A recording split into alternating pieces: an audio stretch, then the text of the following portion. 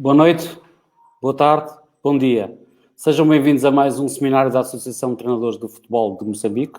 Hoje temos como um convidado Luís Gonçalves, selecionador nacional de futebol de Moçambique, da seleção, e Paíto Mukwena, vice-presidente das seleções nacionais de Moçambique. Sem demais, vou já chamar Luís Gonçalves. Olá, Luís, tudo bem? Boa noite, Nuno. Boa noite, Tudo obrigado bem. pelo convite mais uma vez. Pronto, nós tivemos aqui, peço imensa desculpa aos nossos seguidores, tivemos aqui alguns problemas com a internet e depois também tivemos a notícia que o Paíto não pode estar presente porque está a tratar de alguns assuntos da seleção e, portanto, hoje é muito importante aquilo que a organização de uma seleção que está quase a ir para os Camarões, na preparação e, portanto, o Paíto teve que se deslocar ao aeroporto a tratar daquilo que é a vida da seleção. Sem grandes mais delongas, porque já foram 15 minutos, eu queria colocar esta frase que é: eu não sei qual é o caminho do sucesso, mas com certeza tentar agradar a todos é o caminho do fracasso. Isto é do Kennedy e vamos começar então as nossas aquilo que são algumas perguntas que também fui recolhendo ao longo do tempo sobre aquilo que é a visão de uma seleção nacional. Luís, é mais fácil o Luís ser treinador de um clube ou ser selecionador de um país? É uma boa questão. Talvez, em termos práticos, seja mais simples, não mais fácil, mas mais simples ser treinador de um clube. Por outro lado, ser treinador de um clube que exige, naturalmente, resultados mais frequentes, resultados positivos mais frequentes, porque o treinador do clube está sempre, semanalmente e muitas vezes até 2 vezes por semana, está sempre a ser avaliado, vamos dizer assim, se bem que eu entenda que a avaliação do trabalho de um treinador não se esgota ou não se deve esgotar simplesmente nos resultados, mas infelizmente sabemos que os resultados comandam a vida dos treinadores, é uma realidade. Portanto, por esse prisma, penso que ser treinador de um clube pode ter essa questão, mas é mais simples, na minha opinião, no sentido da gestão do grupo, da equipa, do trabalho diário, do trabalho semanal, etc. Ser selecionador, além da grande responsabilidade que acarreta, também faz com que as escolhas, e como sabemos, cada vez que há um compromisso da Seleção Nacional, é feita uma convocatória. Portanto, o errar o menos possível nas escolhas é fundamental. E por isso, eu considero que, também por essa razão, ser selecionador poderá ser um pouco mais exigente do ponto de vista da responsabilidade. Diferente também, naturalmente, no trabalho, porque nós, quando estamos em estágio na seleção, e se temos um estágio de 10 dias ou de 15 dias, portanto, aí sim estamos no terreno diariamente, a treinar, a preparar a equipa, a avaliar, a projetar o jogo, a preparar o jogo, que é o trabalho normal, digamos, de um treinador de futebol. E na seleção isso não acontece sempre, porque durante muito tempo o nosso trabalho tem que ser de análise, de prospecção, scouting, se preferirem, de avaliação dos jogadores que já compõem a seleção nacional, mas também de outros que podem vir a dar o seu contributo à seleção nacional. Portanto, o trabalho é muito um trabalho de escritório, vamos dizer, de gabinete, mas também de observação nos campos e muitas vezes, no nosso caso, até mais vezes do que eu gostaria, através da análise dos jogos de vídeo, através do vídeo, porque nem sempre é possível ver os jogos in loco ou ao vivo, porque eu considero que isso é muito mais proveitoso por todas as razões. Portanto, são desafios diferentes ser selecionador ou ser treinador de um clube. Por um lado, ser treinador de um clube pode ser um pouco mais exigente do ponto de vista dos resultados, lá está, porque, como eu disse, o treinador está sempre a ser avaliado, entre aspas. mas por outro lado, ser selecionador também, na minha opinião, é mais do que treinar uma equipa, é mais do que preparar uma equipa para determinada competição, para determinado jogo, para determinada qualificação. Pelo menos no meu entendimento, um selecionador nacional deverá também ser alguém que contribua para o desenvolvimento do futebol num determinado país. No meu caso, estamos em Moçambique. Portanto, não é o simples treinador da equipa, naturalmente é o treinador da equipa, mas também deverá ser alguém que olhe para o futebol do país onde está e que saiba fazer uma avaliação da realidade desse futebol e também faça uma projeção do futuro, contribuindo para o seu desenvolvimento, naturalmente com a ajuda de outros agentes, de outros atores no processo.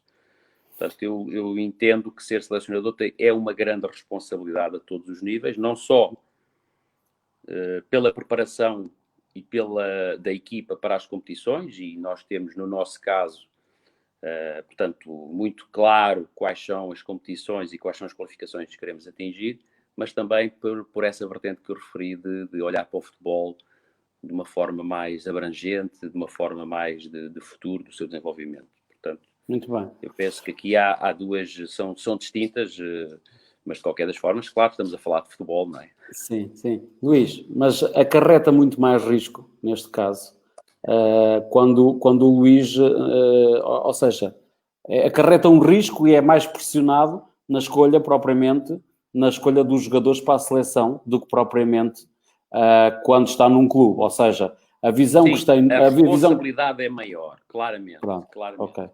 Porquê? Lá está, porque eu costumo dizer, aqui o objetivo é errar o menos possível quando fazemos as escolhas, não é? Tu num clube tens um plantel definido, claro que às vezes há entradas e saídas dos jogadores, dependendo das janelas de mercado, mas tens um grupo definido. Muitas vezes, não sempre, mas muitas vezes é o treinador que até constrói esse plantel, tem esse privilégio, vamos dizer assim, e, portanto, tem um grupo e que o trabalha diariamente e que o grupo é aquele e tem que rentabilizar ao máximo. Ser selecionador, lá está, o próprio nome indica, tem que se fazer uma seleção e temos que realmente estar munidos do maior número possível de informação para realmente acertar nas escolhas. Eu não diria maior pressão, mas sim maior responsabilidade, claramente. Maior responsabilidade, claramente, sim. Porquê que o Luís seguiu propriamente a via do ensino? Porque eu considero um treinador propriamente um professor, e não propriamente, se calhar, ter sido jogador. Como é que foi, na realidade, porquê seguir a via de ser treinador? Porque o curso que tirou, de onde é que vem essa paixão? Não, a paixão é a paixão pelo futebol, paixão pelo jogo, paixão pelo futebol, em termos gerais. E desde muito jovem, naturalmente, como praticante de futebol também. E depois, naturalmente, o percurso da vida, chegando a um certo momento em que me apercebi de que não teria a possibilidade de atingir o profissionalismo enquanto jogador, e desde cedo pensei em investir na carreira de treinador, porque sempre pensei estar ligado ao futebol, porque é uma paixão. É o jogo, a competição, o perceber o que é que tem que se fazer para ganhar, como contrariar o adversário. Tudo isto que está relacionado com o jogo de futebol, naturalmente, é o incentivo, é o motivo principal de eu, desde muito cedo, perceber, ok, não vou naturalmente como praticante chegar muito longe em termos de profissionalismo, mas eu quero estar sempre ligado ao futebol e vou investir na carreira de treinador. E por isso, naturalmente, fui estudando, fui tirando os cursos, fui-me formando e fui estudando o fenómeno, digamos assim, a modalidade, e sempre na perspectiva de ser treinador profissional ao mais alto nível. Foi isso que me motivou. Muito bem. Tivemos este ano, 2020, é marcado pelo Covid. Na verdade, não tivemos competição em Moçambique, e como também em vários locais do mundo. Isto foi um problema que também sofremos perfeitamente na seleção moçambicana e naquilo que é ver os jogos, estar mais aquele trabalho que é feito de escritório, aquele que é análise. Isso veio prejudicar muito, mesmo naquela fase em que a seleção já podia ter feito os 2 jogos contra Camarões. Em abono da verdade, nós em março, quando, e curiosamente eu cheguei a divulgar a convocatória para esse duplo compromisso que teria sido em março. Portanto, só para recordar, quem não sabe, portanto, desde que eu assumi a seleção nacional, em agosto do ano passado, nós realizámos em setembro 2 jogos que foram para a qualificação para o Mundial, ou para a fase de grupos, em que vencemos os 2 e conseguimos entrar na fase de grupos de qualificação para o Mundial em setembro do ano passado. Depois, em outubro, tivemos um jogo amigável ou particular, como preferirem, com o Quénia, que também correu bem, vencemos. E já em novembro, portanto, faço agora um ano, começámos esta caminhada, esta campanha de qualificação ao CAN, em que em casa batemos o Ruanda por 2-0 e fomos a Cabo Verde empatar 2-2. Portanto, estávamos realmente, claro que há aqui aquele intervalo de dezembro e janeiro e fevereiro, mas pronto, em março, seguindo o calendário normal, estávamos realmente no momento em que eu entendia muito bom para defrontarmos os Camarões.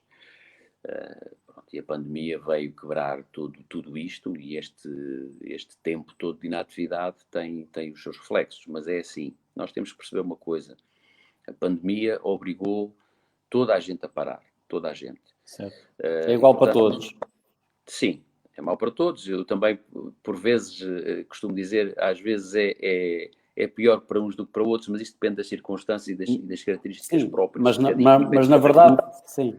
Mas na verdade é igual para todos. É igual para todos. Exatamente. Portanto, nesse momento, realmente eu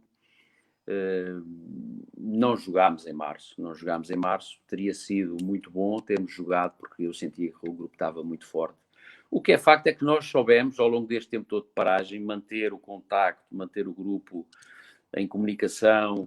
Houve comunicação muito regular entre a equipa técnica, os jogadores e outros agentes que compõem, portanto, o staff, no sentido de nós mantermos sempre esta ligação que eu considero que é muito forte. Este grupo de trabalho tem um espírito de equipa muito forte e penso que isso nos vai naturalmente ajudar a ultrapassar algumas dificuldades que existem, porque elas existem. Portanto, o que passou, e é o que eu costumo dizer: nós temos que olhar para a frente, e agora o que temos é esta dupla jornada que devia ter sido jogada em março, mas vai ser jogada agora, e estamos realmente muito motivados para fazer o nosso melhor e para, nos 2 jogos, conquistarmos o maior número de pontos possível. E pronto. Mas a pandemia naturalmente teve impacto em todas as equipas, em todo o mundo. Em Moçambique, infelizmente, o maior impacto que ainda continua, embora hoje eu já tinha lido uma notícia que o Moçambola vai arrancar, salvo erro, dia 5 de dezembro, mas o maior impacto foi esse, foi realmente a paragem na competição interna, porque chame-se Moçambola ou tenha outro nome qualquer, a competição de um país é a competição principal, o campeonato da primeira divisão, se quiserem, é fundamental. Tem que existir e tem que estar a rolar, vamos dizer assim. Porque isto é, se nós analisarmos esta convocatória, nós temos 9 jogadores, incluindo 3 guarda-redes, que, portanto, jogam a nível interno, portanto, fazem parte das equipas do Moçambola e se nós pegarmos em 9 jogadores numa convocatória de 23, tem algum peso, não é? Portanto, se olharmos os jogadores que foram convocados pelo selecionador dos Camarões, eu eu acho que não estou enganado, mas não há nenhum jogador que jogue. Não há nenhum jogador que jogue nos Camarões, é verdade. Portanto, seja como for, nós contamos com os jogadores. Há alguns jogadores que claramente, e o estágio em outubro passado também serviu para isso, claramente se notou que estavam há demasiado tempo parados. Nós sabemos que nunca estão totalmente parados, mas também sabemos que não é a mesma coisa estar a treinar a nível individual, mesmo que as equipas técnicas estejam sempre em cima do acontecimento e sempre a monitorizar o treino dos seus jogadores. Nunca é igual estar a treinar em casa ou estar a treinar no clube, e também não é igual estar a treinar mesmo no clube a nível individual ou em grupos reduzidos do que estar a treinar normalmente. Portanto, normalmente ia haver competição, na verdade. Sem competição, a competição é fundamental. Fundamental a todos os níveis, em todos os escalões etários. A competição é fundamental. Então, indo por aí, há uma das perguntas que eu também já lhe vou colocar, porque faz parte de outra que eu tenho, que é quantas províncias esteve a observar atletas potencialmente pré-selecionáveis? Isto é do nosso amigo José Tavares, da Beira. Certo. E é uma das perguntas, obviamente, que eu acho que toda a gente coloca, que é a tal crítica às vezes que tem em todas as seleções, seja de qualquer modalidade, que é, na verdade, as escolhas muitas vezes recaem com jogadores que estão mais em Maputo do que propriamente naquilo que é o espectro nacional. E eu gostava de lhe fazer esta pergunta que ele colocou, que tem a ver também com aquilo que eu lhe queria perguntar, que é como é que é feito propriamente o scouting e que apoio é que hoje em dia utiliza para monitorizar os jogadores em si. Ou seja, há formas tecnológicas, se tem isso dentro da seleção ou não, se tem, qual é o programa que utiliza, não é? E como é que tudo isto, como é que é a equipa de trabalho propriamente para fazer este trabalho de observação dos jogadores? Muito bem. Então, vamos começar por dizer o seguinte. Havendo Moçambola, que é composto por equipas de várias províncias do país, na maior parte das vezes o que acontecia era eu observava os jogos em Maputo, mas eu tanto observava um jogo em que intervinha o Costa do Sol, como intervinha o Ferroviário de Nampula, o Ferroviário da Beira, o União Desportiva de Songa, etc. A deslocação às províncias sempre foi um problema. Foi um problema por questões financeiras. Este ano de 2020, a época começou e houve alguns jogos dos provinciais, porque, como é sabido, a segunda liga foi extinta, havia uma segunda divisão que foi extinta, pelo menos no modelo em que estava, e havia campeonatos provinciais que seriam prévios ao Moçambola. E eu observei vários jogos também em Maputo. Devo dizer que fiz uma única deslocação a Nampula, em que fui observar um jogo na altura também do provincial. Um elemento da minha equipa técnica também se deslocou à Beira, mas dizer e sublinhar que é muito difícil, e não é por falta de vontade da equipa técnica, é muito difícil a deslocação às províncias por questões financeiras. É sempre um problema que nos é colocado. Eu percebo perfeitamente a pergunta e em relação a isso também devo dizer o seguinte: se olharmos para a composição da seleção nacional, nós vemos que ela é composta por vários jogadores de diferentes províncias do país. Portanto, eu refuto qualquer tipo de crítica ou observação menos honesta em relação à questão das províncias e da preferência dada ou não a jogadores de Maputo. Isso é completamente falso, mas a realidade é esta. A realidade é que não há ainda a facilidade de deslocação de elementos de equipa técnica por todo o país para observar jogadores nas províncias. Contudo, e vamos supor que 2020 não tinha tido pandemia, o Moçambola estava a decorrer naturalmente, claro que eu tinha nas minhas projeções de observação de jogos, deslocar-me à Beira, a Nampula, a Tete, portanto, a Vilanculo, etc. Isso faz parte do plano de observações. Claro que depois, uma coisa é o plano, depois outra coisa é executar. É possível fazer ou não. Sim. Mas eu percebo a questão, volto a repetir, não faz sentido algum esse tipo de crítica. Se os jogadores que são convocados fazem parte, olha, posso dar o exemplo agora, os que estão a atuar em clubes de Moçambique, nós temos vários jogadores da União Desportiva do Songo, não é um clube de Maputo, temos jogadores do Costa do Sol, temos jogadores do Ferroviário de Maputo. E como eu disse, muitos jogadores são de diferentes províncias. O Reinildo, o Iti, não são de Maputo, por exemplo, e outros. É uma questão de pegar em cada um deles e ver a proveniência deles. Portanto, esse tipo de crítica não faz sentido. Eu, como selecionador nacional, gostaria de percorrer o país todo, de norte a sul, não só para observar e conhecer os clubes que fazem parte do Moçambola, mas também para conhecer in loco.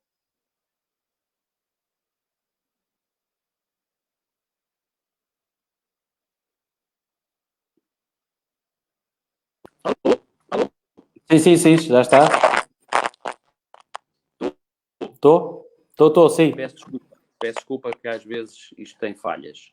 Sim. Falar com os pessoas responsáveis e conhecer também as províncias e falar com os responsáveis técnicos das associações provinciais e conhecer realmente o país, como se costuma dizer, o país real do futebol.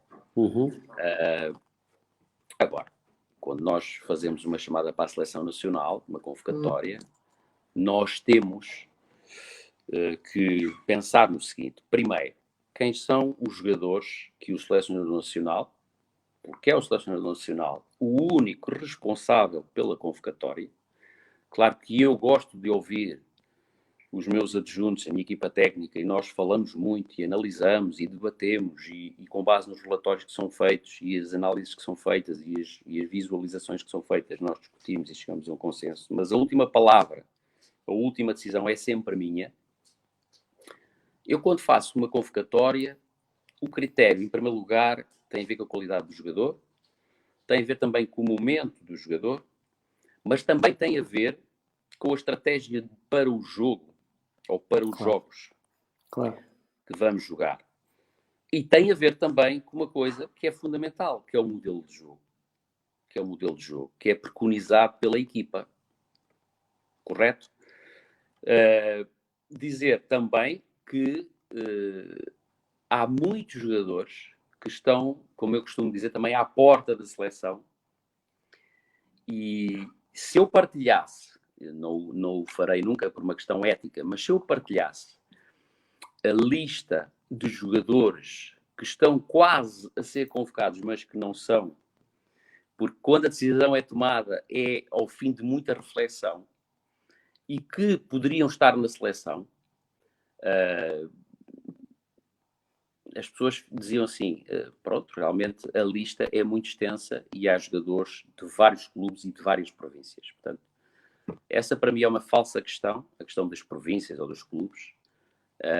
Percebo um pouco que as pessoas se sintam porque estão em clubes, em províncias que não são a de Maputo, mas sejamos honestos, analisem a seleção nacional e vejam a proveniência de cada jogador.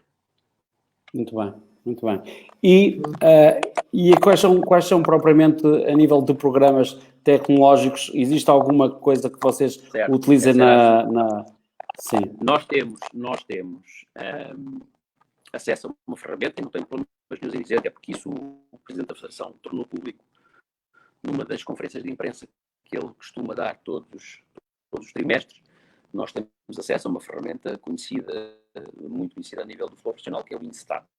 Existem outras, mas nós temos acesso a essa. O Instat é uma ferramenta que nos permite, principalmente, acompanhar os jogadores que estão fora do país.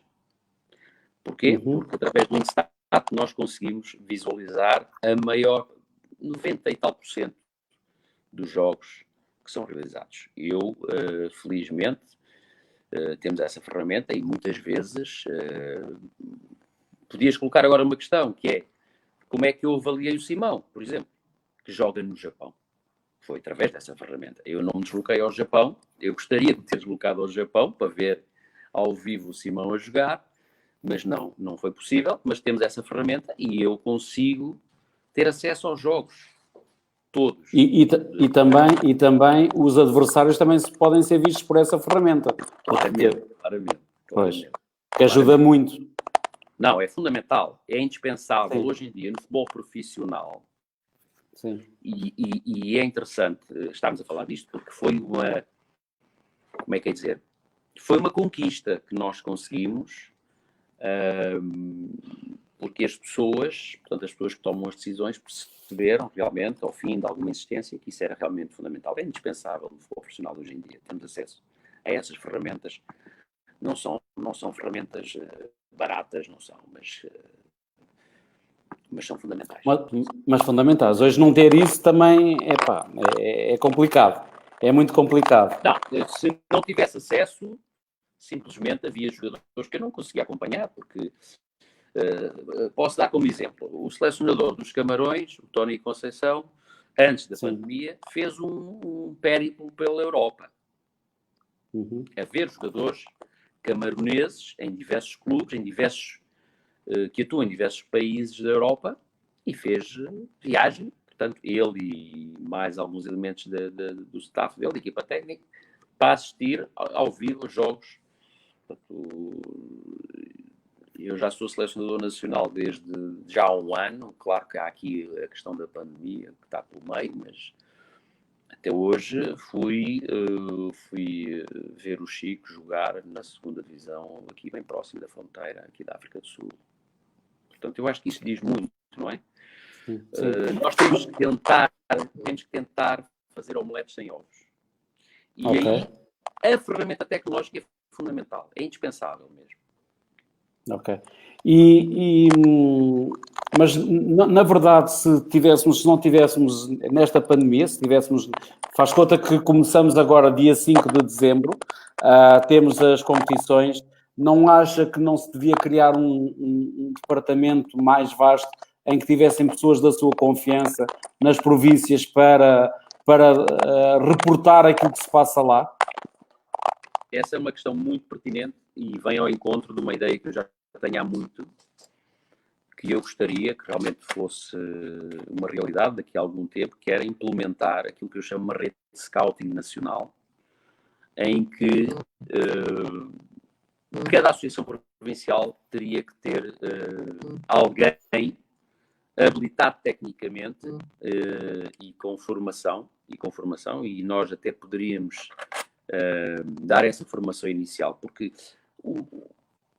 o scout, o olheiro, vamos dizer, a pessoa que faz a prospecção de talentos, também tem que saber o que é que está à procura. Claro. Estamos com alguns problemas de internet. Alô? Luís. Alô? Sim, Luís. Estamos a ouvir, não temos a imagem. O que eu iria pedir era para desligar e voltar a ligar. Talvez seja mais fácil. Ok. Um momento. Sair mesmo e entrar outra vez no programa. Porque depois estamos com alguma dificuldade em ouvir. Certo. É mesmo sair mesmo do ar. Eu até vou fazer isso, remove. Se eu conseguir aqui. Acho que já. Ok. Vamos aproveitar aqui para dizer qual é que é o tema de hoje, que é sobre a temática de hoje é a Seleção Nacional A e Sub-23. Portanto, há algumas perguntas que foram colocadas a nível do Sub-20. Isso será tema para outro programa. Vamos falar sobre aquilo que também está na ordem do dia, que é propriamente as convocatórias para as competições COSAFA. Isso não temos aqui o PAITO, eu tinha algumas notas e algumas perguntas a serem feitas, mas vamos nos cingir àquilo que nos traz aqui, se faz favor, que é propriamente falar sobre a seleção nacional e o que queremos para ela, que é bons resultados. Alô? Luís, agora está melhor. São aquelas contingências Sim. dos equipamentos tecnológicos que às vezes nos deixam ficar mal. Mas eu dizia... Não, mas agora está muito melhor. Eu dizia que realmente é uma ideia que eu já tenho há algum tempo, que era constituir uma rede de scouting a nível nacional. E dizia que, por exemplo, com base nas associações provinciais, os scouts ou os observadores técnicos teriam que ser pessoas qualificadas e que saibam ou que soubessem o que é que vão procurar. E para isso também a Federação ou a equipa técnica nacional, até em coordenação com o diretor técnico nacional, poderíamos fazer ações de formação. O que era fundamental é que essa rede existisse, porque naturalmente o país é um país muito grande, tem muita gente, tem de certeza muito talento que está por descobrir, e era fundamental haver essa rede, porque a comunicação é fundamental a todos os níveis. A comunicação, eu estou em Maputo e ter alguém que esteja habilitado a observar, a avaliar, a reportar que há alguém noutra província, em Pemba, por exemplo, e que mereça a pena uma observação mais cuidada, através de relatórios técnicos, etc. Portanto, isso seria muito bom. Seria muito bom. Sim. Porque há vários níveis em termos de observação. Há vários níveis. Desde a detecção natural. Há aquele jogador que qualquer pessoa, mesmo sem preparação técnica, vê. Aquele miúdo claro.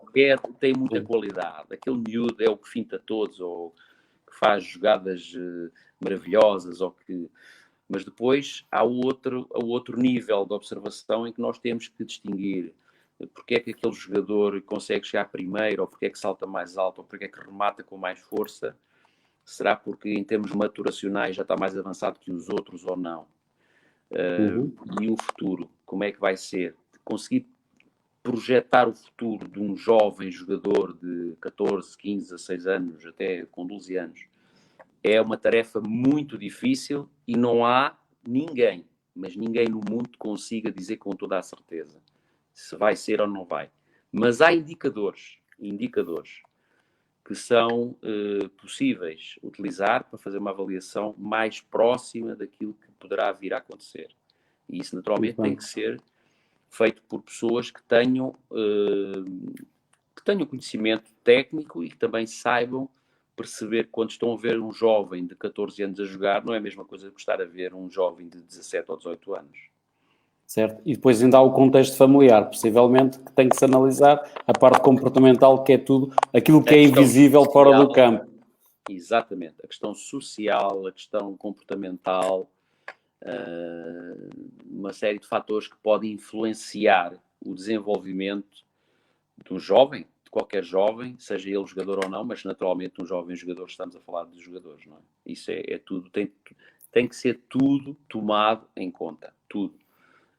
Mas claro, a primeira questão é a qualidade do jogador.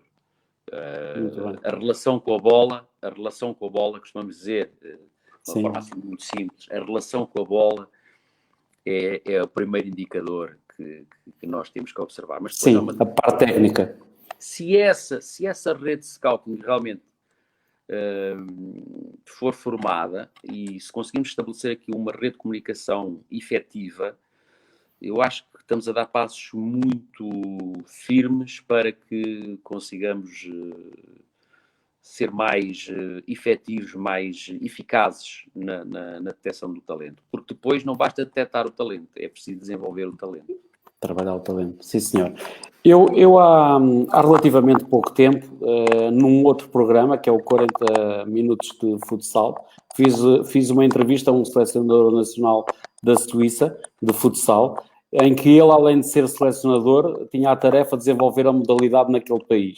Aquilo que há bocadinho já já falou um bocadinho, já falou um bocado, mas que essa tarefa propriamente passava pela formação de todos os agentes esportivos, quer a preocupação dele era treinadores, árbitros, dirigentes, e obviamente o que ele fazia era uma análise daquilo que eram as provas nos diversos cantões, e não é fácil porque os cantões na Suíça falam também diferentes línguas, há o cantão alemão, ao que fala mais francês, ao italiano, em que às vezes está mais desenvolvido, neste caso, o futsal, não no cantão italiano, neste caso, e então praticamente era capacitar propriamente aquilo que são todos os elementos, tudo aquilo que anda, gravita à volta do possível jogador para a seleção. E aqui, como é que gostaria que o processo fosse feito? Já falou que um selecionador deve também desenvolver a modalidade em si, ou seja, contribuir para aquilo que é o crescimento da modalidade. Isto, aquilo que falámos agora propriamente do scouting, vem fazer isso também, mas que outras coisas é que podíamos ter para um desenvolvimento mais firme Sim. A rede scouting é apenas um aspecto, não é? Porque o desenvolvimento da modalidade é muito mais do que isso. Mas dizer, naturalmente, que em primeiro lugar, e nós nunca nos podemos esquecer da estrutura que existe, nós temos um diretor técnico nacional, que é o Arnaldo Salvado, que toda a gente conhece, e que tem essa responsabilidade em primeiro lugar. Contudo, em articulação com o diretor técnico nacional, o selecionador nacional, na minha opinião, também poderá contribuir para esse desenvolvimento. Cada um tem a sua experiência, cada um tem o seu background, cada um tem a sua história e o seu conhecimento, e acho que articulando e trocando ideias e contribuindo para projetos de desenvolvimento, tudo se torna mais fácil. Sei que o diretor técnico nacional, o Mr. Arnaldo Salvado, está a trabalhar nisso. Penso que é a pessoa certa no lugar certo. Mas para além disso, naturalmente, como eu disse, é verdade, entendo que o selecionador nacional pode também dar o seu contributo e para mim, ser selecionador nacional é mais do que ser o simples treinador da equipa. O que é preciso? Na minha opinião, eu penso que é fundamental realmente haver um modelo de jogo transversal, em primeiro lugar, ou seja, as seleções jovens, sejam 2, 3, 4, 5 as que existirem, e neste momento nós temos sub-20, sub-17, a seleção sub-15, penso que será uma realidade a breve prazo. Será uma realidade, sim. Eu penso que sim. Portanto, um modelo de jogo transversal é importante. É importante porque não faz sentido, por exemplo, um jogador que está na seleção do sub-17 treinar e jogar de uma certa forma e ter certos princípios e depois no sub-20 já ser de uma outra forma completamente diferente. Claro que esse modelo de jogo, acima de tudo, tem que ser baseado em princípios de jogo. O modelo de jogo não é simplesmente o sistema tático ou o dispositivo tático. Esse é 4-3-3, é 4-4-2. Isso naturalmente é importante, mas não é isso o fundamental. Depois, além de ter um modelo de jogo transversal, uma ideia mais arrojada, se preferirmos, é o modelo de jogador. Ou aquilo que os ingleses dizem long-term development player. Ou seja, ou seja, é o projeto de desenvolvimento do jogador a longo prazo. E isso as etapas de formação, e não estamos a falar só ao nível das competências que têm que existir a nível técnico ou tático, portanto, do jogador, mas também outro tipo de competências que têm também a ver com aquilo que falávamos há pouco, que é o homem, o jogador enquanto pessoa. Portanto, porque um jogador de futebol, hoje em dia um jogador de futebol moderno tem que adquirir também, ou tem que estar munido de outro tipo de competências, que lhe permitam depois, mais tarde, conseguir lidar com diversas exigências que o futebol de alto nível lhes coloca. Não é simplesmente saber o ABC do futebol, como se costuma dizer, o passar, o rematar, o fintar, etc. conhecer os dispositivos táticos, saber atacar e defender, mas para além disso também é importante saber que tipo de comportamentos deve ter, como reagir perante a adversidade, uma série de outros fatores, como por exemplo fatores mais acessórios, mas que também podem ter alguma influência depois no rendimento, como falar por exemplo para a comunicação social, é uma das coisas que hoje em dia é importante um jogador de futebol também muito perceber. importante, A imagem. Isso também se ensina. Portanto, há uma série de coisas que podem estar incluídas neste eventual projeto de desenvolvimento de jogador a longo prazo. Claro que o objetivo final, e se quisermos utilizar este termo, o produto final, o jogador quando chega à idade adulta, vamos dizer assim, não é quando acaba a sua formação, porque para mim o jogador está sempre em formação. Claro que há fases em que naturalmente são fases claramente de aprendizagem, mas eu considero que um jogador profissional, mesmo com 27, 28, 30 anos, pode estar em formação. Isso depende muito também da sua atitude perante aquilo perante os estímulos que recebe. Mas quando chega à idade adulta, estar preparado, e vamos supor, eu sou jogador de futebol, fiz a minha formação num determinado clube, aprendi a jogar de uma certa forma, com um certo dispositivo tático, vamos supor 4-4-2, e agora vou para uma equipa profissional que não é aquela onde eu estava habituado, portanto fui transferido, e vou perante outro treinador que tem outras ideias de jogo, perante outro ambiente, perante outras exigências, porque o nível até em termos de competitivos, a nível de liga até pode ser mais elevado. Como é que eu consigo dar resposta? E isto, obviamente, estamos a falar, não é fácil, mas nós temos que tentar o mais possível preparar os nossos jogadores para depois darem respostas positivas. Depois, para além disso tudo, nós temos que perceber uma coisa. Moçambique é um país que tem muita diversidade também. E nós temos que pensar qual é o futebol que nós queremos para Moçambique, ou que tipo de jogador queremos desenvolver em Moçambique. Nós podemos também olhar para isto da seguinte forma. Eu tenho diferentes jogadores com diferentes características e até com diferentes, como é que é dizer, cargas culturais, podemos dizer. E o que é fundamental é eu desenvolver um modelo que diga assim, este modelo pode servir tanto os jogadores do Sul, como do Centro, como do Norte. Porque é um modelo que nós queremos para o nosso país. E isto carece de quê? De uma avaliação, de uma discussão e depois de uma decisão. Vamos por este caminho. E muitas vezes as equipas de trabalho, ou os clubes, ou as federações escolhem um determinado caminho e não tem que resultar logo à primeira. Ou seja, o que eu quero dizer com isto é, o projeto não pode ser um projeto fechado. Tem que ser um projeto aberto, que permita alguns ajustes durante o seu percurso. Claro que estar a dizer isto é muito bonito aqui, não é? Mas isto exige muito trabalho, muito diálogo, muita avaliação, e fazer projetos tem que se pôr no papel as coisas, não é? Quando me estava a falar disso, eu lembrei-me logo de um jogador, não é moçambicano, mas obviamente as pessoas reconhecem, que é o caso do João Félix, que estava num contexto completamente diferente, depois foi para o Atlético de Madrid e neste momento ele, até as dificuldades que ele tinha era a parte defensiva, que tinha, face ao treinador que tem, qualquer avançado tem que logo ser pressionante, ao mesmo tempo vir buscar a bola atrás e na verdade não ser a posição que ele mais gosta, porque ele gosta de estar mais livre, mas o João Félix é um caso desses, que é, há uma adaptação clara dele àquilo que é, neste momento, a forma de jogar do Atlético de Madrid, mas demora o seu tempo, não é entrar e já está. Quando falamos de alguém que vai para um país estrangeiro, logo aí tem que haver uma fase de adaptação. Questões, depende do país, obviamente, se é muito diferente ou não, questões ambientais, climáticas, culturais, etc. Muitas. Mas depois há a questão de adaptação ao clube para onde vai, ao treinador, não é?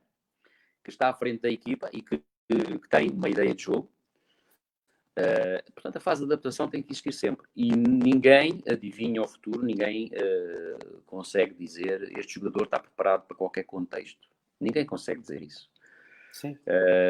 Portanto, existe sempre uma fase, tem que existir sempre uma fase de adaptação do jogador, seja ele qual for, a um determinado contexto, seja uma equipa diferente, seja um país diferente, seja um treinador diferente.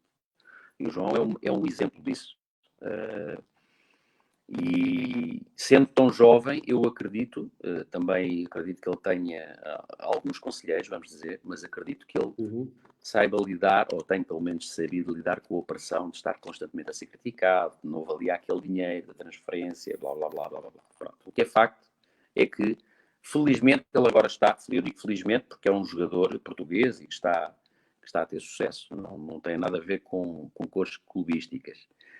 Mas felizmente ele está bem, mas houve um período de adaptação, claramente, não só à ideia de jogo do treinador, mas também, certamente, à questão cultural. Eu lembro, por exemplo, do Renato Sanches na Alemanha, portanto, que não deu certo, não é? Mas depois... Neste momento já está... Pronto, já está diferente, portanto... Não há... Luís, mesmo o Cristiano... Vai ser assim. Mesmo o Cristiano Ronaldo, também quando foi para o Manchester, não é? Também tem a sua... Pronto, não encaixa logo. Demora o seu tempo. Faz adaptação e beneficiou muito da sabedoria de uma pessoa, não era só uma, mas era a pessoa que estava à frente e que soube de certeza integrá-lo muito bem. Essa é outra questão importante e interessante. Por exemplo, em alguns clubes formadores, quando decidem emprestar um jogador para rodar, se calhar nem todos os clubes têm isso em linha de conta, mas esse jogador vai para qual clube? Qual é o nível? Quem é o treinador? Quem é o treinador? De que forma joga? Porque se esse clube quer emprestar um jogador para depois voltar a recebê-lo já com outra experiência para depois rentabilizar, se calhar não faz muito sentido. Se eu quero que aquele jogador, por exemplo, na minha equipa seja um jogador que encaixe numa forma de jogar em que a minha equipa é dominante, em que tem muito mais tempo a bola, em que joga mais em ataque organizado, e que se calhar vai para uma equipa em que se calhar o treinador prefere um jogo mais direto, porque tem que jogar para o ponto, para não descer de divisão, etc. Não significa que isso seja mau de todo, porque às vezes há experiências que também ajudam o jogador a crescer de outra forma. Mas eu só estou a dar um exemplo que, para percebermos quando algum clube decide emprestar um jogador, se calhar tem que olhar também para estas questões. Qual é o nível competitivo, qual é a ideia de jogo do treinador, etc. Muito bem. Eu tenho aqui outra pergunta. Não estamos a desviar, porque isto faz parte daquilo que é. Estamos aqui muita gente que é treinadora, não é? E é bom se também ter o contributo do Luís. Há aqui uma pergunta que eu acho que já respondeu, mas vou colocá-la. Gostaria de perguntar ao Mr. Luís que tipo de jogadores procura para as suas equipas, se procura um jogador para um determinado contexto onde está inserido, ou procura colocar as seleções jovens a jogar da mesma maneira em função da equipa principal. Isto é David Floriano Barbosa. Certo. Ok. Minha opinião, a equipa principal, seja num clube ou seja uma seleção nacional, não pode obrigatoriamente ter o mesmo modelo da formação. Vou dizer diferente. As equipas jovens não têm que obrigatoriamente ter o mesmo modelo que é utilizado na equipa principal. Sim. Porquê? Imaginando um clube, a equipa principal hoje joga de uma forma porque o seu treinador entende que é assim que deve jogar, e amanhã o treinador sai e vem outro e quer mudar a forma de jogar ou o modelo de jogo. E a formação não pode andar sempre a mudar em função da equipa principal. Claro, tem que ser encontrado é um modelo de jogo que sirva à formação, e quando eu digo sirva à formação, sirva a formação do jogador para que ele possa, quando chegar à idade adulta, estar em condições de responder a diferentes formas de jogar. Portanto, pode haver um modelo de jogo igual nas várias equipas de formação, e eu acho que assim deve ser. Não penso que tenha que ser igual à equipa principal. Agora, se for, melhor. Pode acontecer, ser coincidente. O que eu quero dizer com isto é que não vamos estar a obrigar as equipas de formação a ter o mesmo modelo que a equipa principal, porque de hoje para amanhã muda a forma de jogar da equipa principal, porque o treinador é diferente, e vamos ter que reestruturar tudo. O que tem que ser encontrado é um modelo de jogo para a formação que sirva a formação do jogador. Formação integral do jogador. Muito bem. Muito bem. Como é que é constituída a equipa técnica do Luís? E, na verdade, quando eu falo também equipa técnica, também gostava de fazer uma pergunta em relação àquilo que é a sua equipa, que é também os jogadores, não é? Os jogadores são cada vez mais a mais-valia e é aquilo que projeta o caso da equipa técnica, toda se tem sucesso ou não tem. Aquela questão da liderança, da união. Obviamente, dentro de uma equipa há vários jogadores que possivelmente são os líderes e são as vozes dentro do balneário. E eu gostava de saber como é que é as mais-valias e também, obviamente, os defeitos de cada uma delas. Ok. Em relação à minha equipa técnica, eu penso que percebi bem, portanto, pretendo que eu descreva quem são os elementos. Sim, correto? como é que é constituída e quais são as suas mais-valias dentro do projeto que é a seleção. A minha equipa técnica atual, da Seleção Nacional, é constituída por 6 treinadores. Eu próprio, como selecionador. Depois tenho o selecionador adjunto, que é o Nelly, penso que é conhecido de todos os moçambicanos, que já foi selecionador do Sub-17 e já trabalhou também no Sub-20 e tem um passado como jogador que toda a gente conhece, foi jogador também da Seleção Nacional de Moçambique e que é um conhecedor profundo do futebol moçambicano. Portanto, tem um papel muito importante até também a nível do balneário, da relação com os jogadores e do conhecimento que tem do futebol moçambicano. E eu considero que é muito importante ter um elemento, neste caso é o Nelinho, que eu escolhi, tive a oportunidade de convidar para ser meu adjunto. Considero que é importante ter alguém que conheça a realidade, neste caso, de Moçambique. Depois tenho o Tiago Capaz, que também é meu treinador adjunto e que já trabalhou comigo há muitos anos atrás no Sporting, trabalhámos juntos, também já trabalhou comigo na China, e que, sendo treinador adjunto, um homem da minha confiança de há muitos anos, é também uma pessoa que tem, é um técnico que tem a responsabilidade do scouting, vamos dizer, não só do scouting na procura de novos talentos, mas também no acompanhamento dos jogadores que estão fora de Moçambique. E nós temos muitos jogadores fora de Moçambique, alguns que nós vamos conhecendo aos poucos em divisões secundárias, noutros países, alguns até de segunda geração, eu costumo dizer jogadores de segunda geração, ou seja, têm pai ou mãe moçambicana e que eventualmente podem vir a representar a seleção nacional. Portanto, o Tiago tem essa tarefa difícil de acompanhar constantemente, portanto, os jogadores que estão fora. Por exemplo, há um jogador, o Reinildo joga. No final do jogo, eu recebo a informação, o relatório, jogou, não jogou, quantos minutos entrou, foi substituído, teve amarelo, etc. Depois temos o João Pereira, que também é treinador adjunto. Portanto, todos eles são treinadores de campo, ou seja, quando nós estamos no campo, toda a gente está no campo a trabalhar. Okay. Mas o João, além de ser treinador adjunto, é o analista, vamos dizer. É a pessoa que analisa o adversário, portanto, faz análise de jogo do adversário, mas também da própria equipa. Imaginando, nós jogamos um jogo contra Cabo Verde. No final do jogo, o João faz a avaliação daquele jogo e dá-me um relatório escrito e com imagens. Portanto, nós recorremos também muito ao vídeo. Vamos jogar com Camarões. Ele fez já, naturalmente, o seu trabalho. Todos nós fazemos, porque nós fazemos a avaliação e vemos os jogos e discutimos. Mas depois há um relatório que é produzido, é ele que o faz. A análise do adversário. Portanto, o João, além de ser treinador adjunto, também é analista do adversário, análise do jogo do adversário e da própria equipa. Temos o Florencio Tempo, que é o nosso preparador físico, e temos o Manuel Valoy, que é o nosso guarda-redes. Portanto, no fundo, estamos aqui a falar de 6 elementos que eu considero todos necessários e são complementares. Portanto, é uma equipa técnica que eu tive a felicidade de escolher.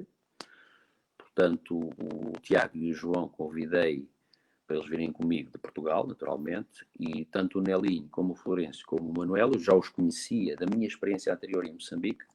Sim. E do trabalho que eles já tinham desenvolvido nas seleções, e por isso também, naturalmente, não hesitei em convidá-los. Dizer que na constituição de equipa técnica é importante a competência, mas mais importante é a confiança que existe entre as pessoas.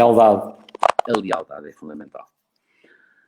Depois, a questão dos jogadores. Claro que dentro no grupo de uma equipa, isso todos os treinadores sabem isso e já experienciaram, seja no futsal, seja no futebol ou no desporto qualquer, dentro de um grupo de uma equipa existem diferentes como é que é dizer, diferentes níveis de liderança. Há jogadores que são mais líderes naturalmente, há outros que se vão impondo ao longo do tempo, há uns que são incentivados pelo treinador para que se assumam como líderes, há outros que de todo não querem ser líderes, simplesmente querem ser mais um elemento da equipa, mas que são muito importantes pelo seu contributo naturalmente.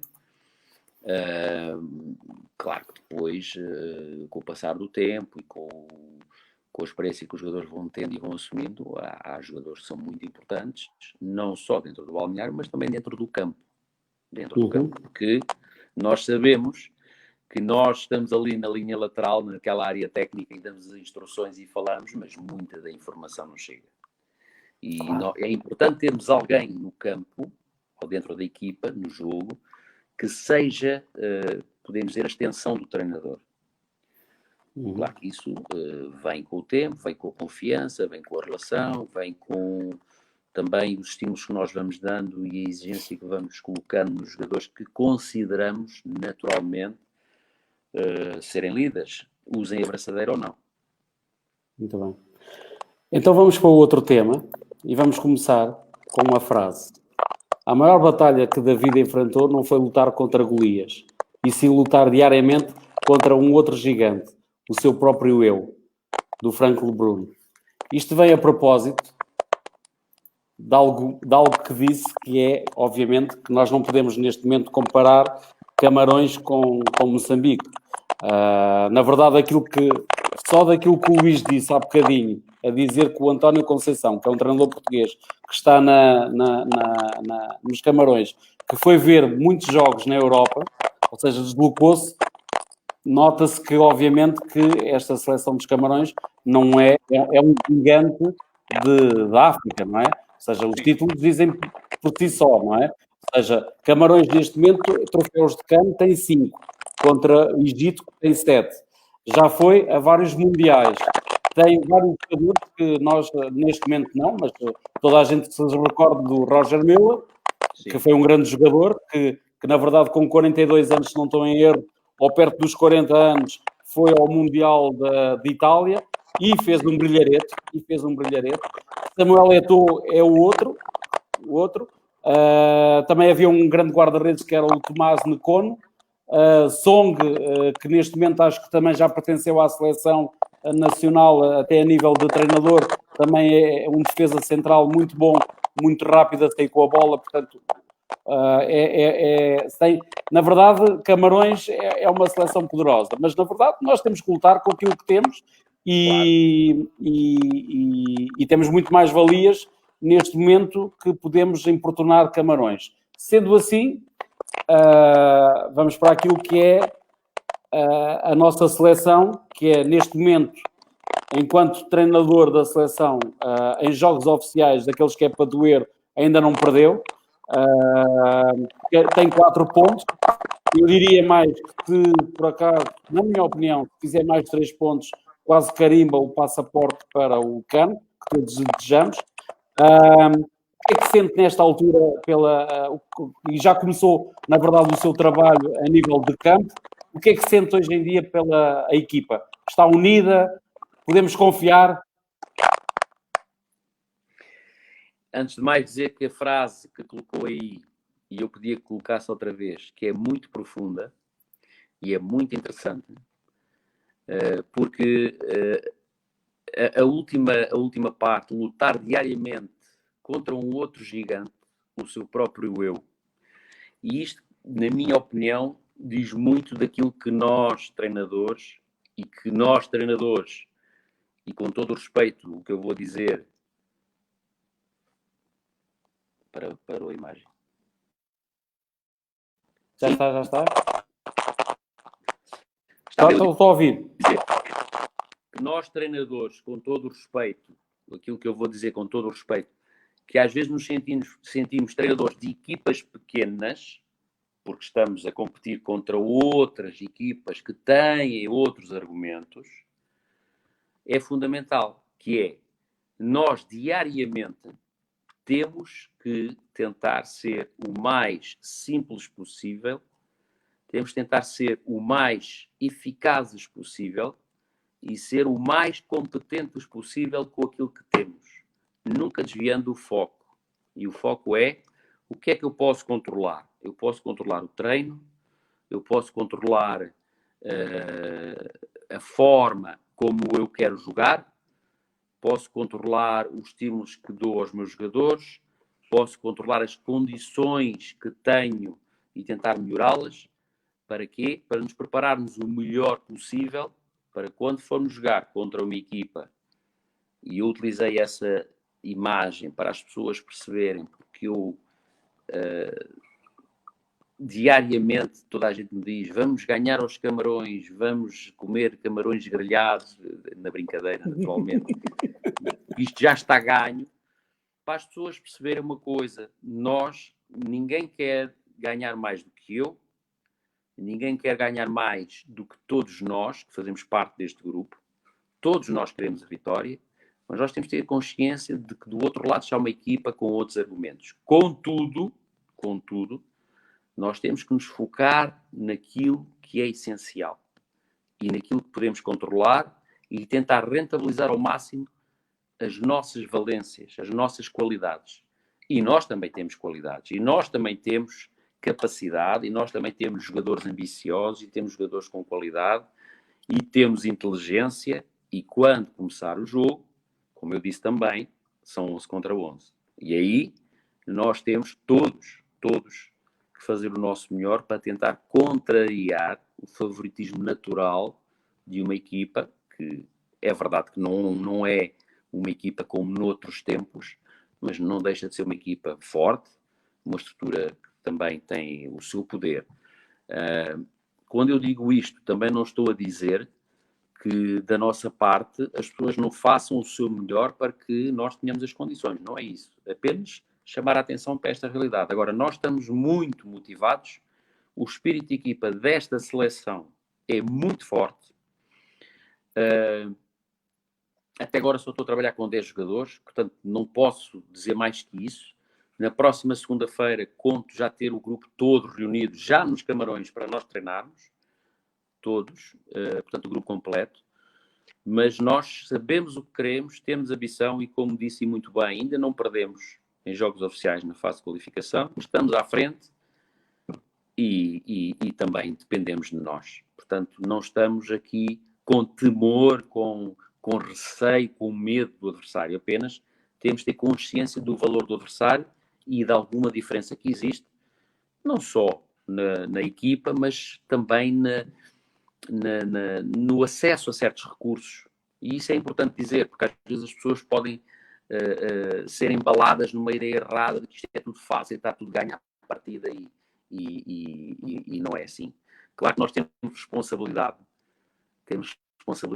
porque demos aqui, e estou-me a referir aos jogos oficiais naturalmente, demos aqui, elevámos as expectativas, porque, portanto, esta equipa técnica, desde que assumiu a seleção, em jogos oficiais, portanto, quando eu digo jogos oficiais, é conta para a qualificação. Nós tivemos 4 jogos, não estou a contar com o jogo do Quénia, mas tivemos 4 jogos e tivemos aí 3 vitórias e um empate. E no Quénia, que era um jogo amigável, particular, também ganhámos. Neste último estágio, os resultados foram o que foram, mas isso faz parte do processo. E eu considero que foi fundamental termos feito este estágio, com todas as dificuldades que existiram. Era isso que eu ia perguntar mesmo. Todas as ausências que existiram, porque as pessoas às vezes podem não se lembrar da convocatória inicial, e fui criticado por chamar 34 jogadores. Se calhar até estava a adivinhar, que iam haver falhas, ia haver gente que não vinha. Houve 8 jogadores que não compareceram, não puderam vir. E esta pandemia é o que é. Pronto. De qualquer das formas, esse estágio foi muito importante. Foi muito importante porque permitiu nós percebermos qual é o momento da seleção, qual é o momento dos jogadores e o que é que temos que melhorar para realmente agora apresentarmos de uma forma ainda mais competitiva, como sempre fazemos em todos os jogos, penso eu. Muitas vezes há selecionadores nacionais que, mesmo tendo aquelas datas FIFA, mesmo não havendo competição propriamente, ou seja, está uma data FIFA, nós temos aquele tempo para trabalhar com os jogadores, mesmo sabendo que não há jogos internacionais, porque não consegui arranjar uma seleção, ou etc., em termos de logística, eles mesmo assim chamam os jogadores para fazer na mesma estágio. Isto acontece muitas vezes. Isso é muito importante para, propriamente, a equipa cada vez ser mais una. Claro, certo? Claramente. E este estágio em outubro passado, eu tive, e aí a direção da Federação foi realmente 5 estrelas, vamos dizer assim, porque deu a oportunidade de nós fazermos um estágio um pouco mais longo e também porque têm consciência que a inatividade dos jogadores do Moçambola é uma coisa que tem o seu preço. Portanto, o nosso estágio, a data FIFA começava no dia 7, no dia 5, e nós começámos o estágio no dia 1. Portanto, houve aí alguns dias que nós ganhámos, vamos dizer assim, tivemos mais algum tempo de estágio. As datas FIFA são o tempo que os selecionadores têm para trabalhar com os jogadores. E a data FIFA, todas as datas FIFA vão desde uma segunda-feira até à terça da semana seguinte. São estes os dias. E normalmente incluem 2 jogos. Como vai ser agora o caso, em que temos jogo no dia 12 e jogo no dia 16. Isto quer dizer o quê? Que ao contrário do que as pessoas possam pensar, o tempo de trabalho efetivo no campo de treino é muito reduzido. E depois há sempre o dilema. Nós temos jogos para jogar, temos qualificações para garantir, temos resultados para fazer, mas o jogador, quando chega à seleção, vem do seu clube onde está a competir. Uhum. Ou seja, eu na segunda-feira à noite conto ter o grupo todo completo nos Camarões, mas há jogadores que vão viajar logo a seguir ao jogo, que vão jogar no domingo, à tarde, nos seus clubes. Sim. E nós temos que gerir isto tudo. Significa o quê? O jogador chega, depois de um jogo de 90 minutos, há jogos que são mais exigentes, outros menos, mas não interessa, é um jogo, viajam de seguida, e às vezes são viagens com escalas, viagens longas, cansativas, e infelizmente a África é muito penalizada nestas questões de viagens. E tu tens um jogador que chega e que estás a contar com ele, em princípio, e que tens de dizer assim, ok, este jogador se calhar hoje é o melhor treino e ele não treinar. Ou então fazer um treino muito diferente, ou uma recuperação ativa. Sim. E então, como é que eu vou trabalhar a equipa se aquele jogador que eu à partida estou a contar com ele para jogar não está no treino?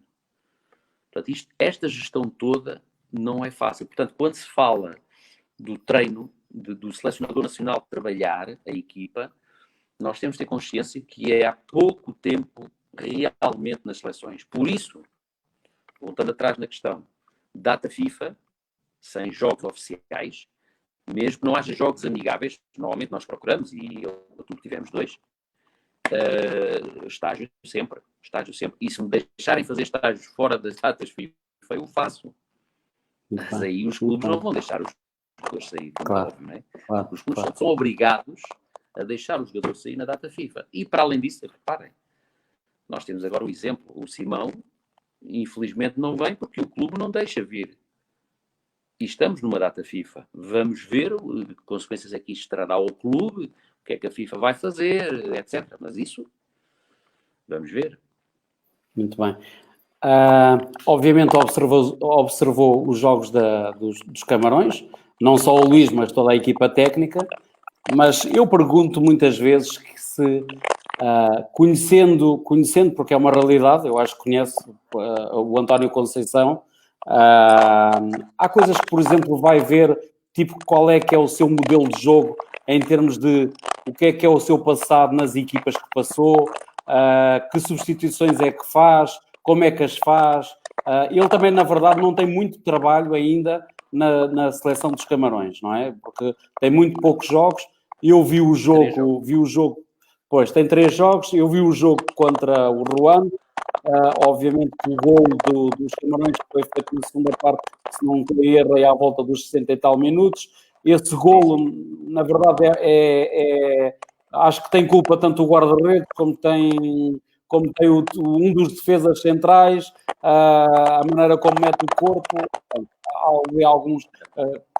Como é que é essa realidade? Não só faz uma análise propriamente também ao treinador e àquilo que é os seus comportamentos, ou não?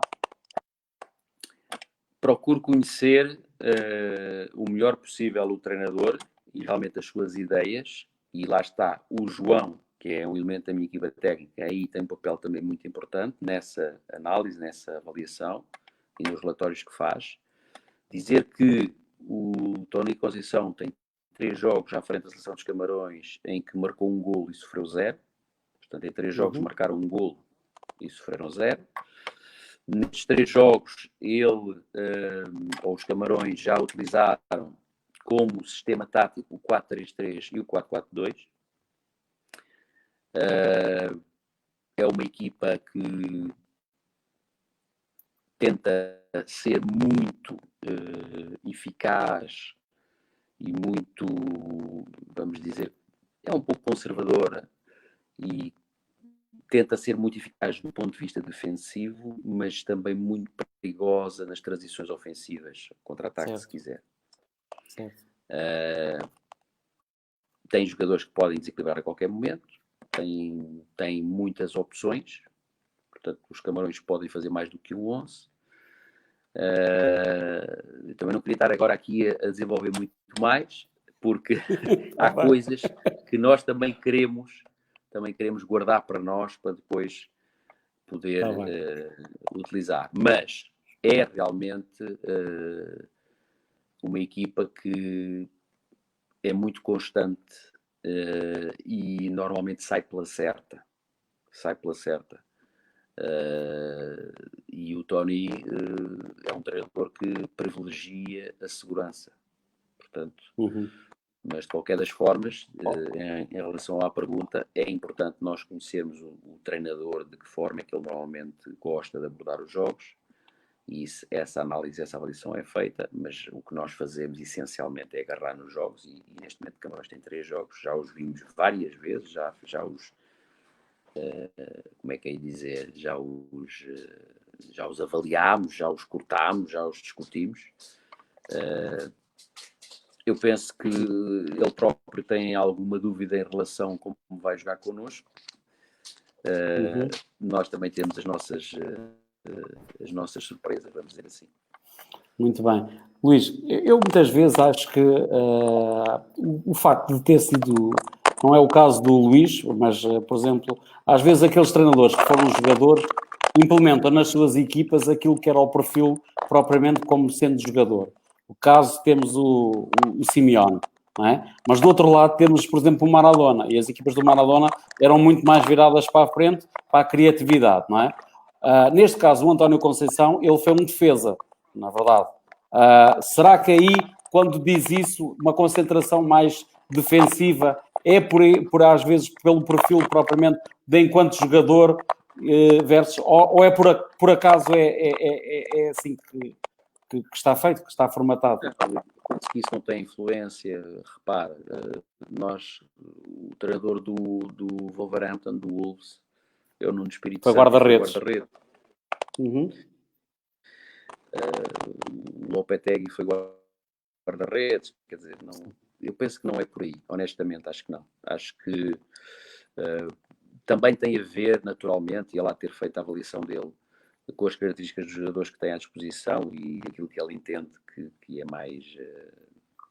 mais adequado para a forma de jogar. Tem a ver com a ideia de jogo do treinador, tem a ver com aquilo que nós pensamos que é no fundo, nós temos uma ideia, idealizamos a forma como nós gostaríamos de ver a nossa equipa jogar.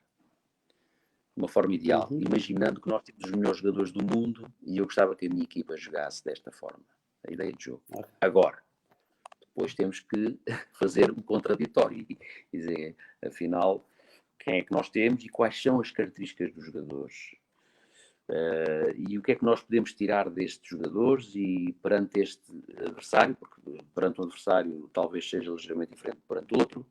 E aí eu gostava de dizer o seguinte: na minha opinião, na seleção nacional assume mais peso a questão estratégica. Porquê? Porque os jogos são muito mais passados e não há tempo para nós estarmos, por exemplo, num clube. Eu tenho a pré-época e tenho jogos de preparação e eu posso fazer algumas experiências para depois, a minha ideia de jogo é esta e vamos por aqui, ou a minha ideia de jogo é esta, mas temos que ajustar aqui e ali e vamos por este caminho. E até durante o processo pode haver algum ajuste. Porquê? Porque são competições longas, são um campeonato, é uma maratona, vamos dizer assim. Claro. Não nos podemos dar ao luxo de estar a perder muitos pontos com experiências. Não é isso que eu estou a dizer, mas é diferente. O que eu quero dizer é, nós vamos jogar contra Camarões, assume muita importância o lado estratégico do jogo, nunca perdendo a nossa identidade. Mas o lado estratégico assume muita importância.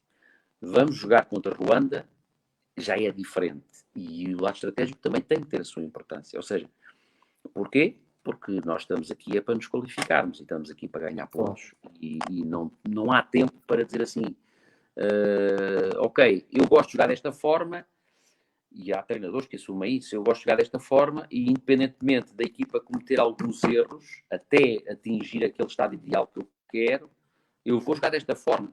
Mesmo para isso significa que eu sofro alguns golos. E nós temos casos que há treinadores que assumem, não, a minha identidade é esta, por exemplo, há treinadores que dizem, a minha equipa sai sempre a jogar. Mesmo que o adversário faça pressão alta e nos condiciona a saída, e isso significa que por vezes perdemos alguma bola e até sofremos algum golo, mas eu quero que a equipa faça sempre saia sempre desta forma para depois, com o tempo, estarmos tão automatizados e tão rotinados. Mas Luís, mas isso é mais nos clubes, não é? É o que eu estou a dizer. Porque na seleção, claro. Na seleção, nós não nos podemos dar esse luxo. É luxo, pronto. É isso mesmo.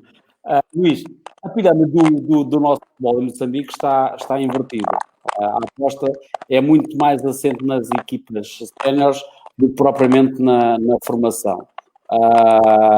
Os adeptos todos olham e os dirigentes costumam olhar para cima, não é? E para aquilo que são os resultados, para aquilo que é imediato, não é? Mas não muitas vezes para aquilo que é a formação.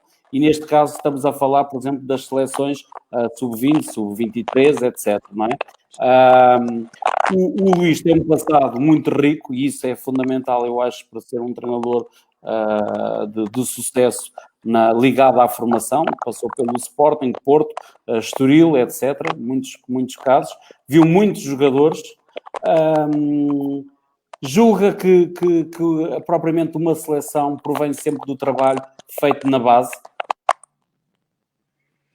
Agora não percebi a última parte. Que uma seleção... Se julga que as boas seleções provêm de um trabalho feito muitas vezes na base.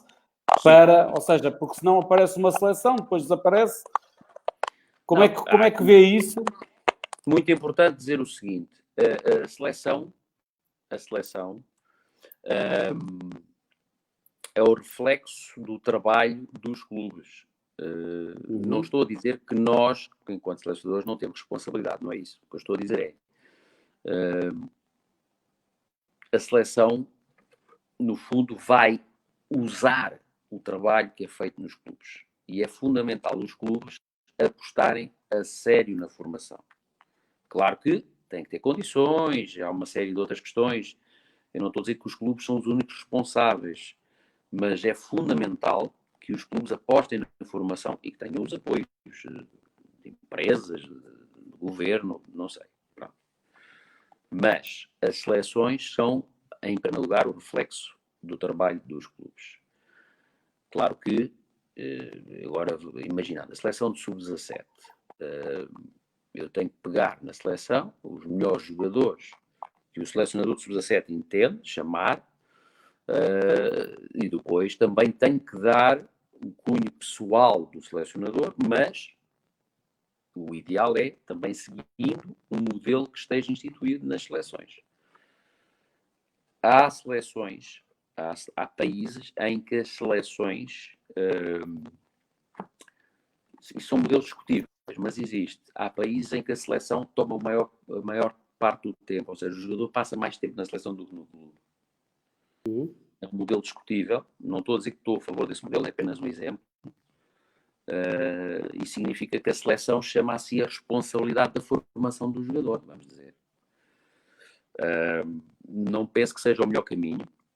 Penso que o que é fundamental é realmente os clubes terem uma boa formação. Claro que é preciso condições, é preciso apoios, é preciso investimento, é preciso treinadores de formação bem formados,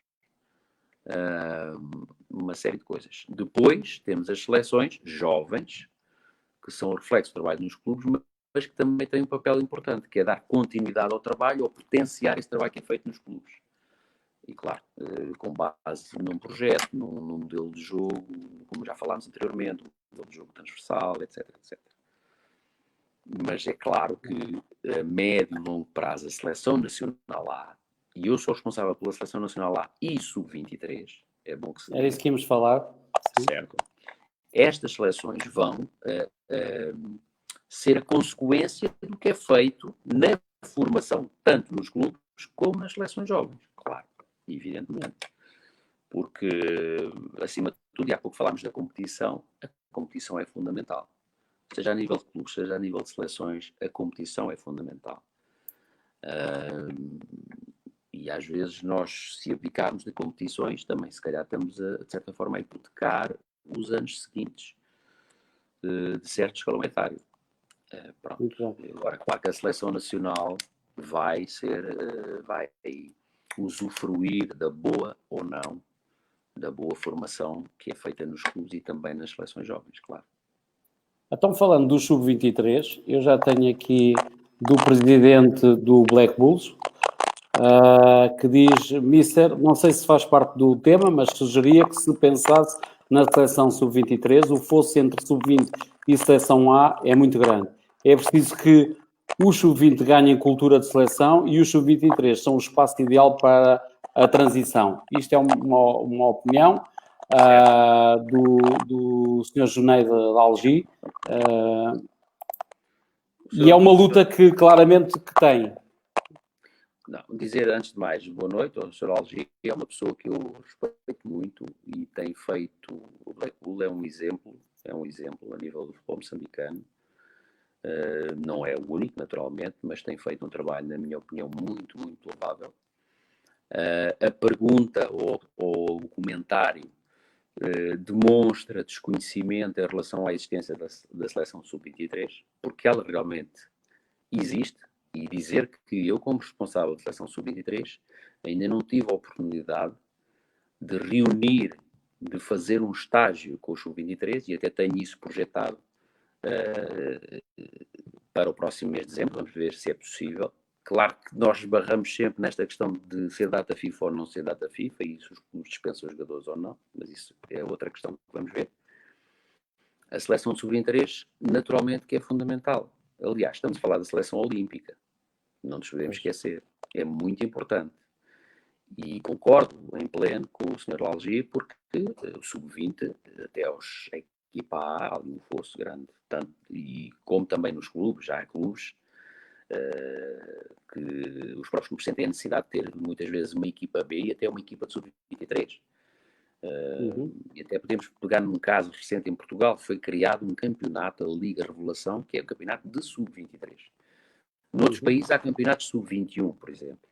Agora, se é sub-23 ou sub-21, poderá ser analisado o que é melhor, o que é que não é, mas o que é facto é que é importante realmente haver ali um degrau intermédio entre, digamos, o sub-20 ou o sub-19 e a seleção A ou as equipas principais.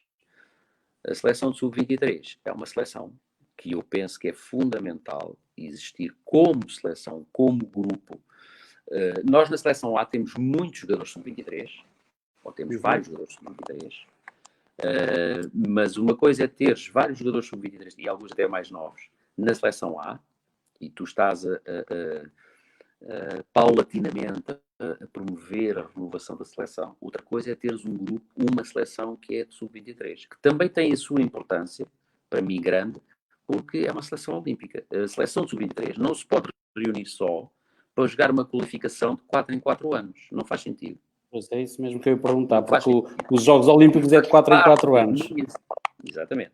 E faz parte das minhas... Claro que isto é preciso investimento, é preciso disponibilidade financeira, é preciso também que as pessoas pensem que isto é importante. Faz parte dos meus Luís, sim. Mas Luís, em Moçambique não falta muita competição, aquilo que é a parte das províncias. Por exemplo, fala-se muito que era bom termos seleções provinciais em Moçambique, elas competirem entre si, e isso seria mais fácil depois tirar os bons jogadores para estas equipas, para estas equipas, para os clubes, por um lado, e para as seleções. Sim. E essa ideia existe. O próprio diretor técnico nacional já partilhou comigo. Então, antes das seleções provinciais, tens as seleções distritais. Certo, sim. Se conseguirem organizar campeonatos por distrito, depois então, ok, vamos fazer uma seleção provincial, não é? E depois então organizar competição interprovinciais. No fundo, as pessoas que conhecem, e há muita gente que conhece esse exemplo, se nós pegarmos no que se passa em Portugal, no torneio Lopes da Silva, que é um torneio que já tem muitos anos, e até creio que foi o professor Casqueiros que o introduziu há muitos anos atrás, e que tem sido normalmente o motor para a criação da primeira seleção nacional, neste caso sub-15. Estou completamente de acordo, acho que tem que ser por aí. As dificuldades que existem a nível das províncias, sei que as províncias normalmente até têm poucas equipas e há sempre esse argumento de vamos organizar um campeonato provincial em que temos poucas equipas, como é que não é, e as distâncias que têm que ser percorridas e as dificuldades que os clubes têm. Então vamos começar por uma célula mais pequena. É distrito primeiro, depois então seleção provincial. E depois, então, vamos fazer um torneio a nível nacional, entre as províncias, e depois vamos criar uma seleção nacional. Neste caso, então, para mim, sub-15, a primeira seleção nacional deve ser de sub-15. Então, indo ao encontro, e eu não me esqueci, na verdade, desta pergunta, do Luís Manuel Correia Guerreiro. Boa noite, professor Luís Gonçalves. Gostava de saber a sua opinião sobre não haver competições na formação e, em termos de futuro, se esta situação não vai prejudicar o desenvolvimento do jovem. Claramente. A competição, já o disse aqui várias vezes, a competição é fundamental. Desde a mais simples até a mais complexa. Não pode ser só competição. Atenção. E depende do escalão etário. Treino e competição deve ser um diálogo, ou seja, não podemos só treinar, e há pessoas que pensam que, não sei, mas eu já vi escolinhas de futebol em que só havia treinos, isto é só para ensinar o jogo, e competição até faz mal aos meninos. Não, nada disso, porque nós, atenção, quando um jovem, uma criança ou um adulto estão mesmo no treino, e eu organizo um exercício de treino, e estamos a falar da seleção nacional, em que há um exercício de treino e há um jogo, toda a gente quer ganhar. Portanto, a competição é uma coisa que está intrínseca ao ser humano. Nós queremos, agora, há a questão de haver, e idades muito mais baixas, competição saudável ou não. Isso é outra questão. Claro. Mas a competição é fundamental. E se não há competição, dificilmente há desenvolvimento do jogador, na minha opinião. E permitam-me o desabafo. Nós não conseguimos ter uma competição nacional séria. Não é? Quer dizer, Sim. Vamos organizar. Claro que tem que haver competição. Tem que haver jogos, tem que haver campeonatos, tem que haver torneios. Tem que haver competição. E fundamental também as participações. É na competição que o jogador se supera. É na competição que o jogador é posto à prova. É na competição que as equipas são confrontadas com dificuldades que são imprevistas e que têm que resolver. Claro que nós tentamos, com o treino, reproduzir e dar, através dos mais variados estímulos, vários exercícios, várias situações que os preparem para a competição, situações que se pareçam com a realidade competitiva, mas nada substitui a competição. Muito bem. Então, faça isso, não é? É importante a participação cada vez mais de tudo o que é aquilo que é organizado pela CAF, Moçambique marcar presença, porque a competição internacional é fulcral no desenvolvimento do jogador moçambicano e da sua presença e de mostrar aquilo que é o país. Certo? Isso não há dúvida. Eu não tenho dúvidas em relação a isso. É fundamental. Em relação aos clubes, por exemplo, aqueles que têm possibilidades, porque eu sei, lá está, volto a dizer, eu percebo que há muitas dificuldades e a realidade é o que é e nós temos de tentar, portanto, superar as dificuldades, sendo resilientes e tentar encontrar soluções. Mas um exemplo, posso ir um pouco ao meu passado profissional. E nós sentíamos isso, quando digo nós, os treinadores que trabalhávamos na formação do Sporting há muitos anos atrás, e falávamos sobre isso e debatíamos, e muitas vezes onde nós sentíamos que os jogadores mais cresciam e as equipas realmente se superavam era nos torneios internacionais. Porque acontecia, muitas vezes, nós, fim de semana, domingo após domingo, nós tínhamos jogos em que chegávamos ao fim e dizíamos assim, se calhar o treino que fizemos aqui entre nós foi mais exigente do que este jogo. Tem a ver com as diferenças das equipas, naturalmente. Mas experiência internacional, competições, torneios, se puderem, apostem nisso. Se puderem, apostem nisso. Tudo o que é experiências diferentes, eu jogar, nós, uma equipa moçambicana de sub-17, por exemplo, de um clube qualquer, jogar contra uma equipa do Japão, ou da Arábia Saudita, ou de Portugal, ou de outro país, do Brasil, é diferente. Ou então vamos jogar contra a equipa da África do Sul, ou da Zâmbia, é diferente.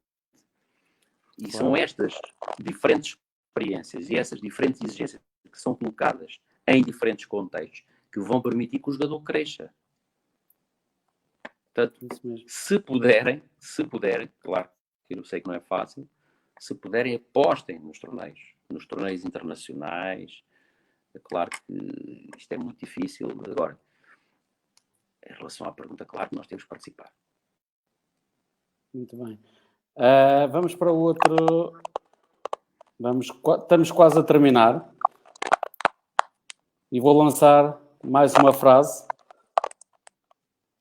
Planear é decidir de antemão qual é, como será a sua vitória, do Randy Di Stefano. E a minha pergunta é: o sucesso de um treinador depende sempre dos resultados? Eu não concordo em absoluto com essa afirmação. Infelizmente, cada vez mais as pessoas são levadas a pensar assim, porque, e sejamos honestos, os dirigentes também querem que as pessoas pensem assim. Não penso que o sucesso no treinador possa só ser medido em exclusivo pelos resultados. Claro que, em última análise, tu não podes ser um treinador que perde sempre e dizer que és bom treinador. Isso não faz sentido. Agora, o que eu quero dizer é que os resultados são importantes, naturalmente. Mas o sucesso de um treinador, na minha opinião, tem que ser medido com algum tempo. E tem a ver com, por exemplo, o ganhar jogos, naturalmente, obviamente. Nós jogamos para ganhar, não jogamos para perder. O ganhar títulos, naturalmente, também. Se bem que há treinadores fantásticos que nunca ganharam títulos importantes e que foram fantásticos ao longo da sua carreira. Porquê? Porque trouxeram inovação ao futebol, por exemplo. Potenciaram os jovens jogadores. Isso é fundamental hoje em dia. E para os clubes é mesmo uma necessidade. Ter um treinador que saiba potenciar jovens jogadores, que depois permita retorno financeiro aos clubes, hoje em dia é fundamental. Portanto, um treinador que consiga também fazer do jogador que tem à sua disposição um melhor jogador, eu penso que também é um treinador de sucesso. Porque, no fundo, os treinadores existem para servir, entre aspas, servir os jogadores, no sentido de lhes dar as ferramentas, lhes dar, mostrar caminhos para o seu desenvolvimento e para eles rentabilizarem as suas qualidades. Se nós formos para trás na história, não havia treinadores ao princípio. Sim, certo? É verdade. Os treinadores apareceram mais tarde porque sentiu a necessidade. Temos de ter alguém que esteja ali a orientar e a dar aqui umas indicações para a gente melhorar o jogo. Certo. É uma... Mas é verdade, é verdade. Muito simples, está bem? Pronto, mas é isto, no fundo, para mim, o sucesso de um treinador não pode ser só medido pelos resultados. Claro que é uma análise. Eu não posso ser, eu sou muito bom treinador, mas eu perco os jogos todos, não posso ser. Claro. Nós estamos cá para ganhar jogos. Agora, acho que serve mais aos dirigentes dos clubes, em geral, dizer isso. O treinador vive de resultados. Pois, claro, mas não vive só o treinador de resultados. Então, e o presidente do clube não vive de resultados? Então, e o médico do clube não vive de resultados? É verdade. E os jogadores? Não vivem de resultados? E as empresas não vivem de resultados? Claro, o que acontece normalmente é que é sempre mais fácil mandar o treinador embora do que mandar 4 ou 5 jogadores. Mas já vi casos em que houve clubes com coragem que resolveram metade do plantel vai embora e venham outros. Porquê? Porque se calhar pensaram, este treinador, a filosofia dele está correta, nós estamos em sintonia, queremos seguir esta filosofia. Portanto, talvez não seja o treinador responsável, mas isso é muito dúbio estar a fazer esse tipo de análise, porque depois tu compras o jornal. Eu ainda sou do tempo que gostava de comprar o jornal em papel e ler. Hein? Compras o jornal e vês, costuma ser à segunda-feira, porque o jogo foi ao domingo, qual é o resultado que lá vem. O resultado é que lá está, não está. Quer dizer, também há umas crónicas a dizer se o A e o B jogaram bem ou mal, e o treinador fez bem aquela substituição. Mas o que conta e o que fica na história é o resultado. Mas pronto, pelo menos até hoje, ainda não me convenceram do contrário. Acho que o sucesso do treinador não pode ser medido exclusivamente pelos resultados. Claro que isso é fundamental, os resultados são muito importantes. Gostava também de dizer que uma frase do Martin Luther King que diz: para ter inimigos não precisa declarar guerras, apenas diga o que pensa. Não, esse é um grande da história, universal, Martin Luther King. E então eu ia perguntar... A frase diz tudo, não é? Acho que a frase diz tudo. A frase diz tudo. Mas eu gostava de perguntar que é jogar bonito e perder ou jogar feio e ganhar? Mas a questão aqui está no conceito. O que é jogar bonito e o que é jogar feio? A questão é esta. Porque o melhor livro de tática que eu conheço são as leis do jogo. O melhor livro de tática que eu conheço, já li muitos, são as leis do jogo. Porque é com as leis de jogo que o treinador tem que fazer a sua equipa jogar de forma a ganhar. E jogar bonito é o quê? O que é jogar bonito? É jogar a bola no chão? É jogar a bola pelo ar? É fazer 30 toques até chegar à baliza adversária, ou chegar à baliza adversária com 3 passos? Jogar bonito é ser Brasil. É marcar gol de pontapé de bicicleta, ou de cabeça, ou com o pé.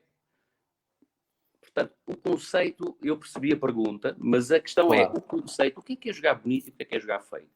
Para mim, jogar bonito ou jogar bem, se quiserem, é eu conseguir fazer com que a minha equipa seja eficaz. E claramente, e pegando na ideia que está subjacente à pergunta, claramente eu prefiro ganhar. Agora, eu digo, eu ganhando, se calhar eu estou a jogar mais bonito. Muito bem. Como é que está a alma da seleção? Há já uma preparação para discursos motivacionais? Como é que é feito esse trabalho, muitas vezes, que é feito pelo um mental coaching, que é uma posição tão importante em qualquer clube e nas seleções? Quem é que está a fazer esse trabalho? Como é que é feito? Se isso é preparado? Se há vídeos concretos?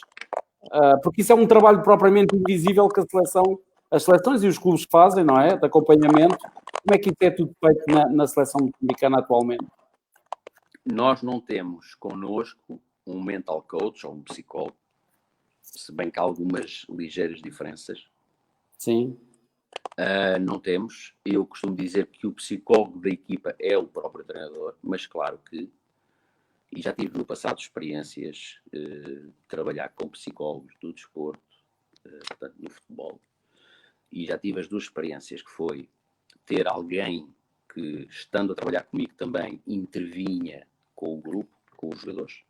Claro, sempre com o conhecimento e supervisão do treinador. Quando eu digo conhecimento e supervisão, não é o treinador ter que saber tudo o que o psicólogo fala com o jogador ou com os jogadores, não é isso. Até porque há questões éticas que existem, portanto, na relação entre o psicólogo e o atleta.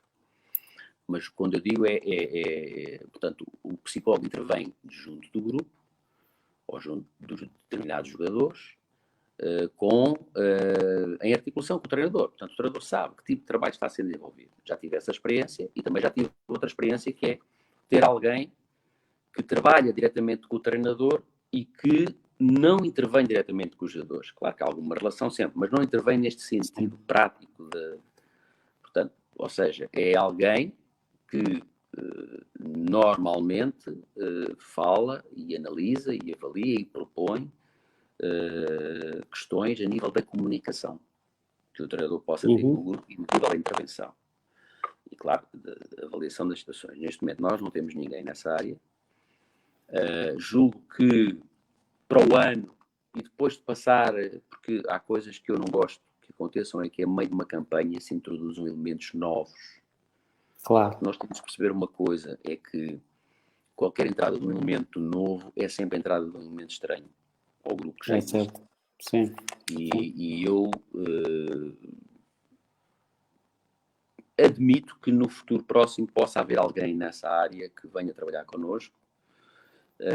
Em relação aos vídeos motivacionais, isso é uma realidade, não tão presente como eu gostaria, lá está, porque nós temos que ser muito seletivos em relação à informação, e como eu disse, às vezes o tempo também não é muito, mas isso é uma coisa que nós fazemos, mas também podemos fazer mais.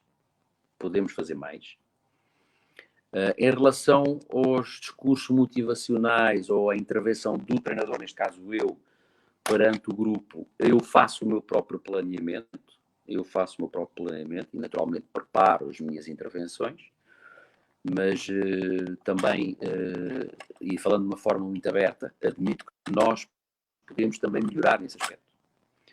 Agora, o que é fundamental é, sempre que nós estamos a trabalhar, seja em contexto de treino, no terreno, ou em estágio, ou em reuniões, ou a ver vídeos, sejam de cariz motivacional, ou análise do adversário, ou da própria equipa, etc., nós temos que ter uma comunicação muito simples, muito direta e muito incisiva.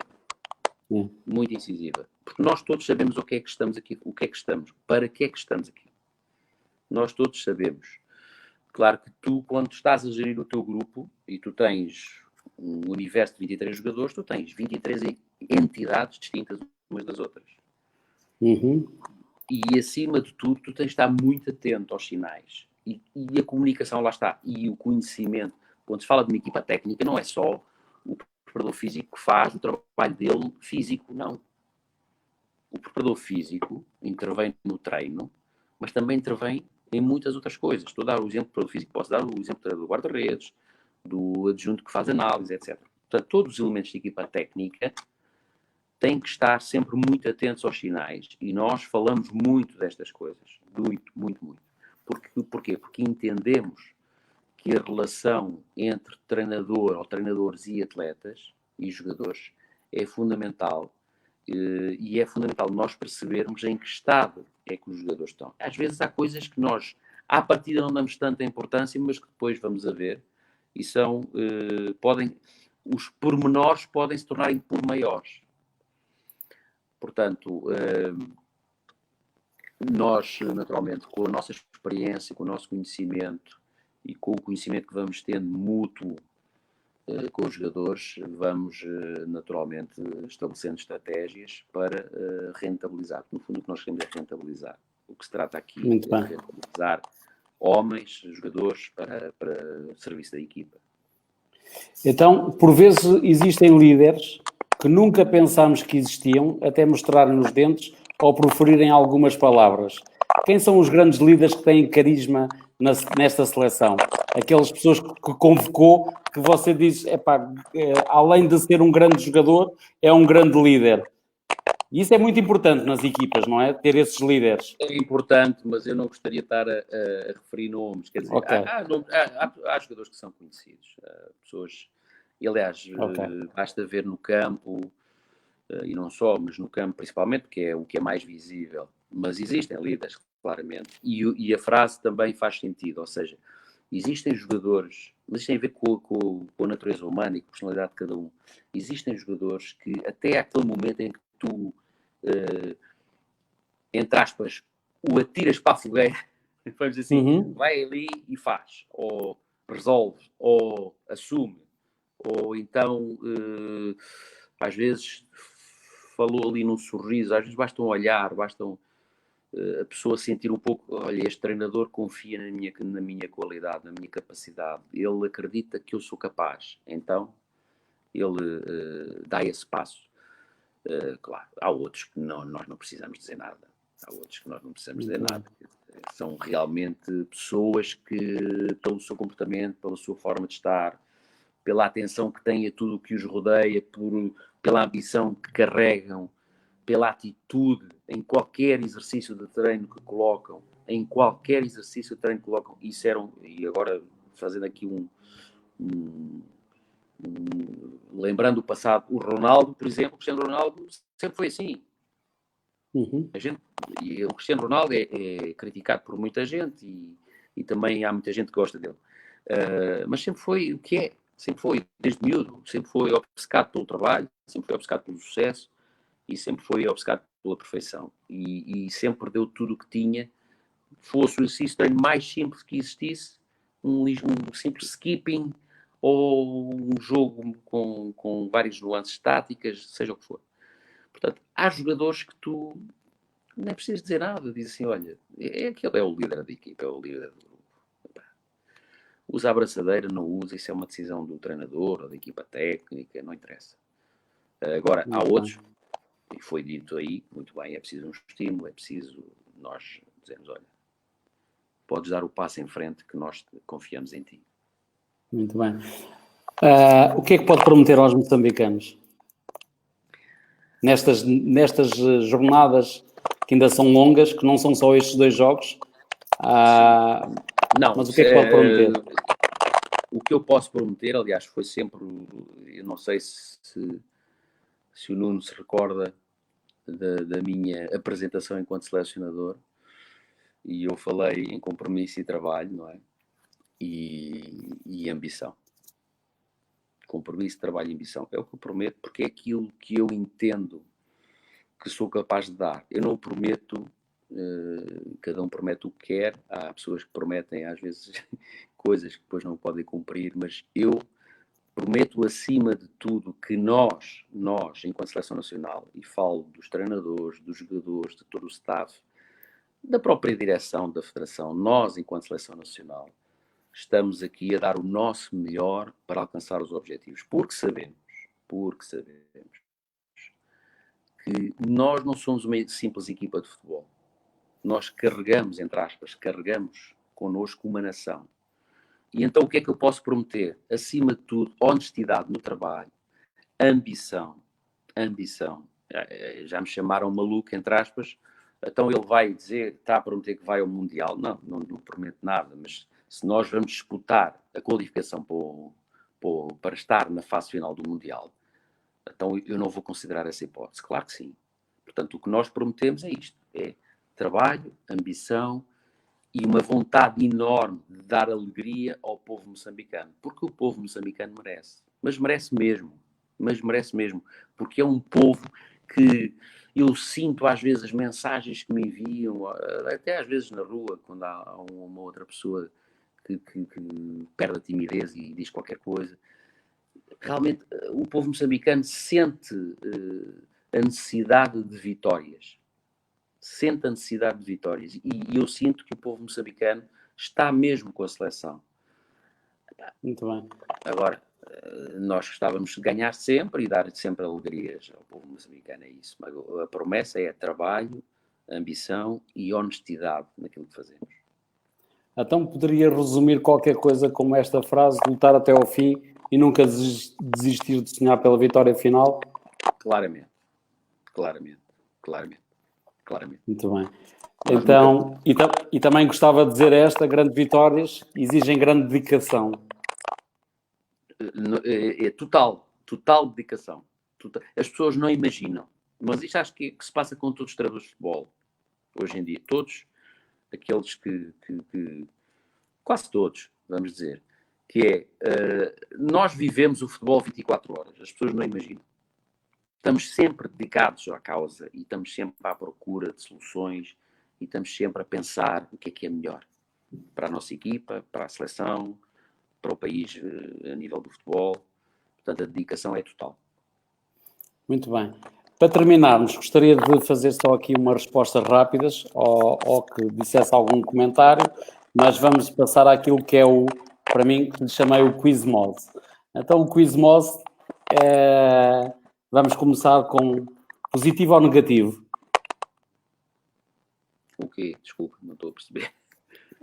Basicamente, o Quiz Mode é aquilo que são respostas rápidas, não é? Sim. Que mostra um bocadinho a personalidade também do Luís. E portanto, o que tem que responder... Sim. Positivo. Claro.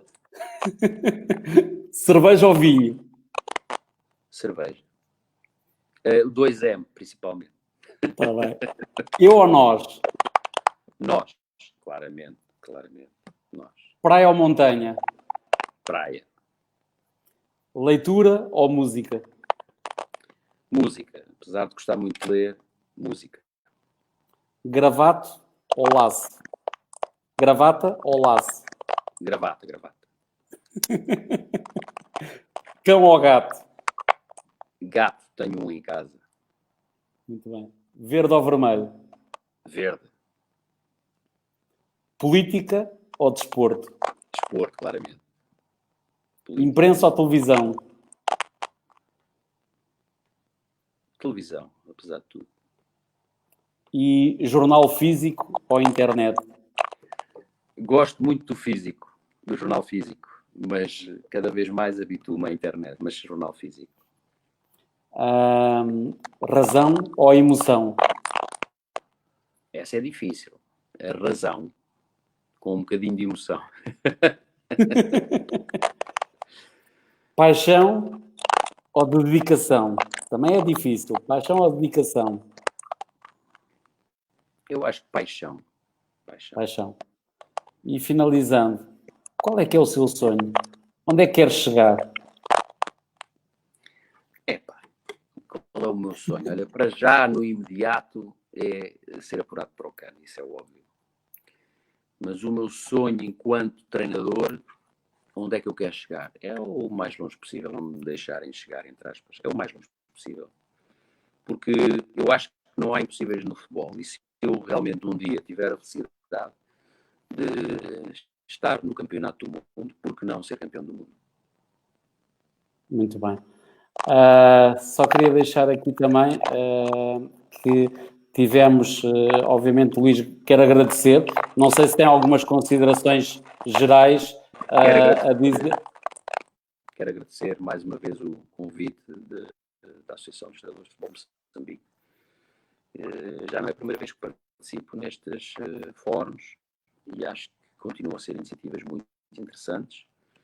Quero agradecer ao Nuno Sousa pela excelente condução, vamos dizer assim, do programa, ou da entrevista, se pudermos dizer que é uma entrevista. Sim. Gostei muito. E quero dizer para todos, aqueles que nos estão a ver e a ouvir, que não há dúvidas nenhumas, não tenham dúvidas que nós estamos aqui acima de tudo para trabalhar, para dar o nosso melhor, sem truques, vamos dizer, sem truques, e fazendo das fraquezas forças, ou seja, há dificuldades, mas também há muita coisa boa e nós estamos aqui para dar o nosso melhor, porque sabemos que toda a gente espera que nós tenhamos resultados positivos. E já agora, se me permitem também mandar um abraço ao Rogério Mariani, meu amigo, e também um dos grandes impulsionadores dessas iniciativas da Associação de Treinadores de Futebol de Moçambique, e desejar a todos realmente que daqui a alguns dias, ou no dia 17, vamos dizer assim, estejamos todos muito satisfeitos com os resultados dos Mambas. Muito bem. Luís, eu agradeço ter estado connosco. Sei que houve algumas dificuldades com a internet. Hoje caiu uma grande chuvada aqui em Maputo, mas é aquilo que temos, mas temos que procurar também fazer melhor. Eu quero desejar boa sorte para aquilo que é o trabalho da seleção e quero também deixar da minha parte uma mensagem que é: acreditem que tudo vai dar certo. E por aqui acho que termino o programa, não esquecendo também aquilo que é o nosso patrocinador exclusivo, que vamos passar o vídeo para terminar.